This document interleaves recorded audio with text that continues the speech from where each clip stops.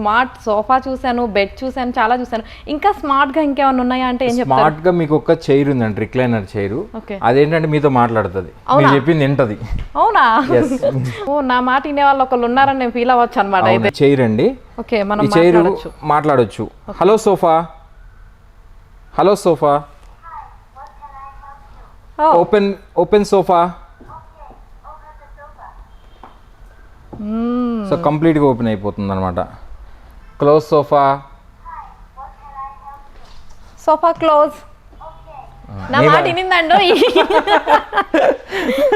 ఎవరైనా మీ ఆడవాళ్ళు మాటే కదండి వినాల్సింది చివరికి. సో ఇలా చేసేటప్పుడే మళ్ళీ మీరు ఆపాలనుకున్నప్పుడే స్టాప్ రిక్లైన్ అన్నప్పుడు కూడా ఆగుద్ది అనమాట, సగంలో ఉన్నప్పుడు. అలా 3 కమాండ్స్ ఉంటాయి దీనికి. క్లోజ్, ఓపెన్, మిడిల్ స్టాప్, అంతే, అంత మటుకే. అండ్ మీరు మామూలుగా చూసేటప్పుడు ఎప్పుడైనా రిక్లైనర్ లాగా అయినప్పుడు కూడా దీంట్లో మొబైల్ పెట్టుకోవచ్చు. ఓకే, ఇక్కడ మీరు మొబైల్ పెట్టుకోవచ్చు. ఓకే, మీరు కూడా ఒకసారి కూర్చొని మొబైల్ పెట్టి చూడండి, మీకు ఐడియా వస్తుంది. నేను చూస్తాను, ఎందుకంటే నా మాట వినింది కదా ఒకసారి.